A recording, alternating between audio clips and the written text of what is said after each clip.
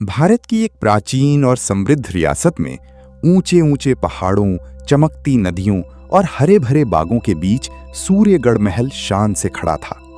महल की सुनहरी दीवारें सूरज की रोशनी पड़ते ही ऐसे चमकती थीं मानो पूरा महल सोने से बना हो। महल के चारों तरफ रंग बिरंगे फूलों के बाग थे, जहां मोर नाचते और ठंडी हवाएं सुरीली धुनें सुनाती थीं। उसी महल में रहती थी राजकुमारी सानवी। वो राजा विक्रमदेव और रानी पद्मिनी की सबसे बड़ी बेटी थी। सानवी जितनी सुंदर थी, उससे कहीं ज्यादा दयालु और समझदार थी। उसकी दो छोटी बहनें थीं, राजकुमारी काव्या और राजकुमारी मीरा। तीनों बहनें आपस में बहुत प्यार करती थीं। सानवी अपनी छोटी बहनों का ख्याल बिल्कुल मां की तरह रखती थी। हर सुबह तीनों बहनें महल के बागों में घूमती, फूल तोड़ती, गीत गाती और हंसते हुए एक दूसरे से बातें करती। पूरा महल उनकी हंसी से गूंजता रहता था। एक दिन पूरे महल में खुशी का माहौल था, क्योंकि राजा विक्रमदेव कई महीनों बाद दूर देश की यात्रा से लौट रही थी। तीनों बहनें नए कपड़े पहनकर महल के विशाल दरवाजे पर खड़ी थीं। दीदी, पिताजी आते ही हमें गले लगाएंगे ना? मीरा खुशी से बोली। हाँ, और मैं उन्हें अपनी नई पेंटिंग दिखाऊंगी, काव्या मुस्कुराई। सानवी भी खुश थी, मगर उसके दिल में हल्की बेचैनी थी। थोड़ी देर बाद शाही रथ महल के सामने आकर रुका। 4 सफेद घोड़ी धीरे धीरे रुक गई, लेकिन जैसे ही राजा रथ से उतरी, तीनों बेटियों की मुस्कान गायब हो गई। राजा विक्रमदेव का चेहरा बुझा हुआ था। उनकी आंखों में दर्द साफ दिखाई दे रहा था। उन्होंने अपनी बेटियों को गले लगाया, मगर बिना कुछ बोले महल के अंदर चली गई। रात होती ही महल की बड़ी सभा कक्ष में सिर्फ एक दीपक जल रहा था। उसकी हल्की रोशनी राजा की उदास चेहरे पर पड़ रही थी। तीनों राजकुमारियां उनके सामने बैठी थीं। कुछ देर की खामोशी के बाद राजा भारी आवाज में बोले, बेटियों, हमारे साथ बहुत बड़ा धोखा हुआ है। एक लालची व्यापारी ने झूठे कागजों और चालाकी से हमारी पूरी रियासत छीन ली है। हमारा महल, हमारी दौलत, सब कुछ अब हमारा नहीं रहा। ये सुनते ही तीनों बहनों के पैरों तले जमीन खिसक गई। ये कैसे हो सकता है पिताजी? सानवी की आंखों में आंसू आ गई। राजा ने सिर झुका लिया। अगली सुबह सूरज निकलते ही उन्हें महल छोड़ना पड़ा। तीनों बहनें आखिरी बार अपने खूबसूरत महल को देख रही थीं। सानवी ने पीछे मुड़कर महल की ऊंची सुनहरी छतों को देखा और उसकी आंखें भर आईं। अब उनके पास सिर्फ एक छोटी सी गठरी थी, जिसमें कुछ कपड़े और थोड़े से गहने थे। कई दिनों तक सफर करने के बाद वे एक छोटे से गांव पहुंचे। वहां मिट्टी का एक छोटा सा घर उनका नया आशियाना बना। ना कोई नौकर, ना शाही ठाट बाट, सिर्फ एक छोटा कमरा, एक चूल्हा और संघर्ष भरी जिंदगी। लेकिन सानवी ने हार नहीं मानी। उसने गांव में एक छोटी सी दुकान खोली, जिसका नाम रखा सानवी कला केंद्र। वो सुबह से रात तक मेहनत करती, स्वादिष्ट मिठाइयां बनाती, सुंदर कपड़ों पर हाथ से कढ़ाई करती और ऐसे डिजाइन बनाती कि लोग देखते ही रह जाते। धीरे धीरे उसकी कला की चर्चा पूरे इलाके में फैलने लगी। दूर दूर से लोग उसकी दुकान पर आने लगे। राजकुमारी जी, आपके हाथों में तो जादू है, गांव की औरतें कहती। सानवी बस मुस्कुरा देती। उसकी मेहनत से घर में फिर से खुशियां लौटने लगी, लेकिन काव्या और मीरा के दिल में अब भी अपना खोया हुआ महल वापस पाने की आग जल रही थी। धीरे धीरे सानवी की बनाई मिठाइयों और खूबसूरत कपड़ों की चर्चा गांव से निकलकर बड़े शहरों तक पहुंचने लगी। लोग दूर दूर से उसकी दुकान सानवी कला केंद्र पर आते और उसकी तारीफ करते नहीं थकते। सानवी अपनी मेहनत में खुश रहने लगी थी। वो हमेशा अपनी बहनों और पिता को हिम्मत देती। एक दिन सब ठीक होगा, वो मुस्कुराकर कहती। लेकिन काव्या और मीरा के दिल में अब भी अपने पुराने महल की याद और धोखा देने वालों के लिए नफरत भरी हुई थी। उधर सूर्यगढ़ महल पर अब एक नया अमीर परिवार राज कर रहा था। उस परिवार की बेटी राजकुमारी त्रिशा बहुत घमंडी और जिद्दी स्वभाव की थी। उसकी 20वीं सालगिरह आने वाली थी और पूरे महल में जोर शोर से तैयारियां चल रही थीं। महल को फूलों, रंग बिरंगी झालरों और सुनहरी रोशनियों से सजाया जा रहा था। सब कुछ सबसे शानदार होना चाहिए, त्रिशा की मां रानी मोहिनी नौकरों पर चिल्ला रही थी। इसी बीच रानी मोहिनी को गांव में रहने वाली एक लड़की सानवी के बारे में पता चला, जो बेहद स्वादिष्ट मिठाइयां और राजमहल जैसे कपड़े बनाती थी। अगले ही दिन रानी मोहिनी अपनी शाही पालकी में बैठकर सानवी की दुकान पर पहुंच गई। उसने घमंड से चारों तरफ देखा और ऊंची आवाज में बोली, सुनो लड़की, मेरी बेटी की सालगिरह के लिए ऐसा केक बनाओ जिसे देखकर सब दंग रह जाएं, और उसके लिए सबसे सुंदर लहंगा भी तैयार करो। पैसे की चिंता मत करना, बस काम शानदार होना चाहिए। सानवी ने विनम्रता से सिर झुका दिया। जैसी आपकी आज्ञा। उस दिन से सानवी दिन रात मेहनत करने लगी। वो गुलाब और केसर की खुशबू वाला भव्य केक तैयार कर रही थी। साथ ही उसने रेशम, मोतियों और सुनहरी कढ़ाई से एक बेहद खूबसूरत लहंगा बनाना शुरू किया। धीरे धीरे वो लहंगा किसी सपने जैसा लगने लगा। लेकिन जब काव्या और मीरा को पता चला कि ये वही लोग हैं जिन्होंने उनका महल छीना था, तो उनके अंदर गुस्से की आग भड़क उठी।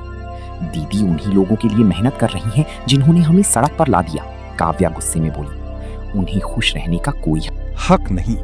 मीरा की आंखों में नफरत भर गई। दोनों बहनों ने चुपके से बदला लेने की योजना बना ली। रात को जब सानवी थोड़ी देर आराम करने गई, तब काव्या और मीरा दबे पांव रसोई में पहुंची। उन्होंने केक में चीनी की जगह नमक मिला दिया। फिर दोनों उस कमरे में गईं जहां लहंगा रखा था। उन्होंने कपड़ों पर स्याही गिरा दी, कुछ धागे काट दिए और कई जगह से कपड़ा फाड़ दिया। कुछ ही मिनटे में वो सुंदर लहंगा पूरी तरह खराब हो चुका था। जल्दी करो, दीदी को पता नहीं चलना चाहिए, मीरा फुसफुसाई। अगली सुबह सानवी अपनी बहनों की करतूत से बिल्कुल अनजान थी। उसने मुस्कुराते हुए केक और लहंगा नौकरों को दे दिया। उधर महल में त्रिशा की भव्य सालगिरह शुरू हो चुकी थी। मेहमान नाच गा रहे थे। जैसे ही रानी मोहिनी ने लहंगा खोला, उसका चेहरा गुस्से से लाल हो गया। ये क्या मजाक है, वो चीखी। त्रिशा ने रोते हुए खराब लहंगा जमीन पर फेंक दिया। फिर रानी ने गुस्से में केक का एक टुकड़ा खाया और तुरंत थूक दिया। इसमें नमक है। पूरा महल सन्न रह गया। रानी मोहिनी का गुस्सा 7वें आसमान पर पहुंच गया। उस लड़की को तुरंत पकड़कर महल में लाओ, उसने सैनिकों को आदेश दिया। कुछ ही देर में सैनिक सानवी के घर पहुंच गए। मुझे समझ नहीं आ रहा मुझसे क्या गलती हुई, सानवी घबराकर बोली। लेकिन किसी ने उसकी एक नहीं सुनी। काव्या और मीरा डर की मारी रोने लगी, मगर अब बहुत देर हो चुकी थी। सैनिक सानवी को पकड़कर वापस उसी सूर्यगढ़ महल में ली गई जहां वो कभी राजकुमारी बनकर रहती थी। अब वही महल उसके लिए कैद खाना बनने वाला था। सूर्यगढ़ महल वापस लौटते समय सानवी की आंखों में आंसू थे। वही महल जहां कभी उसके कदमों के नीचे लाल कालीन बिछते थे, आज वहां उसे एक अपराधी की तरह लाया जा रहा था। महल पहुंचते ही रानी मोहिनी ने गुस्से से कहा, आज से तुम इसी महल में नौकरानी बनकर रहोगी, यही तुम्हारी सजा है। सानवी कुछ बोलना चाहती थी, मगर उसके शब्द गले में ही अटक गए। उस दिन से उसकी जिंदगी पूरी तरह बदल गई। सुबह होते ही उसे पूरे महल की सफाई करनी पड़ती। कभी रसोई में घंटों खाना बनाना पड़ता, तो कभी भारी बर्तन साफ करने पड़ते। रात देर तक उसे काम करवाया जाता। राजकुमारी त्रिशा तो जानबूझकर उसे परेशान करती। मेरे जूते साफ करो, अलमारी ठीक से सजाओ, फर्श दोबारा साफ करो, चमक नहीं रही। हर छोटी बात पर वो सानवी को डांटती और उसका मजाक उड़ाती। सानवी चुपचाप सब सहती रहती। उसकी आंखों में दर्द साफ दिखाई देता, मगर उसने शिकायत करना छोड़ दिया था। उधर गांव में काव्या और मीरा अपनी गलती पर पछता रही थी। हमारी वजह से दीदी की जिंदगी बर्बाद हो गई, मीरा रोते हुए बोली। काश हमने गुस्से में आकर वो सब ना किया होता, काव्या की आंखें भी भर आईं। कुछ दिनों बाद दोनों बहनें चोरी छिपे सानवी से मिलने महल पहुंची। उन्होंने अपने हाथों से उसके लिए एक सुंदर सा गुलाबी लहंगा बनाया था। जब सानवी ने अपनी बहनों को देखा तो उसकी आंखें खुशी से चमक उठीं। तुम दोनों कैसी हो? उसने उन्हें गले लगाते हुए पूछा। मीरा रो पड़ी। दीदी, हमें माफ कर दो। सानवी सब समझ गई थी, मगर उसने अपनी बहनों को डांटा नहीं। जो हो गया उसे भूल जाओ, उसने प्यार से कहा। हम फिर से सब ठीक करेंगे। इसी बीच महल में एक नई खबर फैल गई। पास की विशाल रियासत का राजकुमार आर्यवीर अपनी होने वाली दुल्हन की तलाश में सूर्यगढ़ आने वाला था। पूरे महल में खुशी की लहर दौड़ गई। रानी मोहिनी ने तुरंत तैयारियां शुरू कर दी। मेरी बेटी इतनी सुंदर दिखनी चाहिए कि राजकुमार की नजर किसी और पर ना जाए, उसने घमंड से कहा। और ये जिम्मेदारी भी सानवी को ही दी गई। सानवी ने कई दिनों तक मेहनत करके त्रिशा के लिए बेहद खूबसूरत लहंगा तैयार किया। उसने अपने हाथों से उस पर मोती और सुनहरी कढ़ाई की। फिर उसने त्रिशा को खुद अपने हाथों से तैयार किया। जब त्रिशा शीशे के सामने खड़ी हुई तो वो खुद अपनी खूबसूरती देखकर मुस्कुराने लगी। आखिर तुम किसी काम की तो निकली, उसने घमंड से कहा। सानवी बस चुप रही। अगले दिन राजकुमार आर्यवीर सूर्यगढ़ महल पहुंचा। वो बेहद बहादुर, समझदार और दयालु था। पूरे महल में उसके स्वागत के लिए उत्सव जैसा माहौल था। रानी मोहिनी और त्रिशा हर समय उसके आसपास घूमती रहती। वे हर हाल में उसे प्रभावित करना चाहती थी। रात को महल में भव्य दावत रखी गई। त्रिशा लगातार राजकुमार से बातें कर रही थी, मगर आर्यवीर के चेहरे पर खुशी नहीं थी। उसे महसूस हो रहा था कि त्रिशा के अंदर घमंड के अलावा कुछ नहीं। अगले दिन राजकुमार शिकार की बहाने जंगल की तरफ निकल गया। रास्ते में उसका घोड़ा अचानक फिसलकर घायल हो गया। राजकुमार परेशान होकर घोड़े के पास बैठ गया। तभी वहां से सानवी गुजर रही थी। उसने घायल घोड़े को देखा तो तुरंत उसके पास आ गई। अगर आप अनुमति दें तो मैं इसका इलाज कर सकती हूं, उसने नरमी से कहा। राजकुमार ने पहली बार ध्यान से उसकी तरफ देखा। उसकी सादगी और आंखों की मासूमियत देखकर वो कुछ पल के लिए खो सा गया। ठीक है, उसने धीरे से कहा। सानवी घायल घोड़े को अपने छोटे से घर ले गई। वो रोज उसकी मरहम पट्टी करती, उसे खाना खिलाती और प्यार से उसका ख्याल रखती। राजकुमार आर्यवीर दूर से ये सब देख रहा था। उसे पहली बार एहसास हुआ कि असली खूबसूरती चेहरे में नहीं, दिल में होती है। सानवी कई दिनों तक राजकुमार आर्यवीर के घायल घोड़े की सेवा करती रही। वह सुबह जल्दी उठकर उसकी मरहम पट्टी करती, उसे दाना पानी देती और प्यार से उसके सिर पर हाथ फेरती। धीरे धीरे घोड़ा बिल्कुल ठीक होने लगा। राजकुमार आर्यवीर अक्सर दूर खड़ा होकर सानवी को देखता रहता। उसे हैरानी होती कि इतनी तकलीफें सहने के बाद भी उसके चेहरे पर घमंड या नफरत नहीं थी। एक शाम सानवी अपनी दोनों बहनों काव्या और मीरा के साथ घर के बाहर बैठी थी। तीनों पुराने दिनों को याद कर रही थी। काश हमारा महल फिर से हमें मिल जाता, मीरा उदास होकर बोली। सानवी हल्का सा मुस्कुराई। महल से ज्यादा जरूरी है कि हम साथ हैं। लेकिन काव्या की आंखों में आंसू आ गए। दीदी, हमारी गलती की वजह से आज आपको नौकरानी बनकर रहना पड़ रहा है। सानवी ने दोनों बहनों को गले लगा लिया। तुम दोनों मेरी ताकत हो, खुद को दोष मत दो। उन्हें क्या पता था कि पास ही खड़ा राजकुमार आर्यवीर ये सारी बातें सुन चुका था। अब उसे धीरे धीरे पूरी सच्चाई समझ आने लगी थी। अगले दिन वह घोड़ा लेने सानवी के घर आया। आपका घोड़ा अब बिल्कुल ठीक है, सानवी ने मुस्कुराकर कहा। राजकुमार ने उसकी तरफ देखा और बोला, तुम बहुत अलग हो सानवी, तुम्हारे दिल में इतनी अच्छाई कैसे है? सानवी हल्का सा मुस्कुराई। दर्द इंसान को या तो पत्थर बना देता है या फिर दूसरों का दर्द समझना सिखा देता है। उसकी बातें राजकुमार की दिल को छू गई, लेकिन वह अभी पूरी सच्चाई जानना चाहता था। इसलिए उसने एक योजना बनाई। अगले दिन वह साधारण कपड़े पहनकर महल पहुंचा। अब वह किसी राजकुमार जैसा नहीं दिख रहा था। वह सीधे त्रिशा के कमरे में गया और उदास आवाज में बोला, राजकुमारी, मेरे साथ बहुत बड़ा हादसा हो गया है। मेरी सारी दौलत और राज्य मुझसे छिन गया है। अब मैं सिर्फ एक साधारण इंसान हूं। क्या आप अब भी मुझसे विवाह करेंगी? त्रिशा कुछ पल चुप रही, फिर उसने घमंड से हंसते हुए कहा, मैं एक राजकुमारी हूं। मैं किसी गरीब आदमी से शादी नहीं कर सकती। रानी मोहिनी भी तुरंत बोली, सैनिकों, इसे महल से बाहर निकाल दो।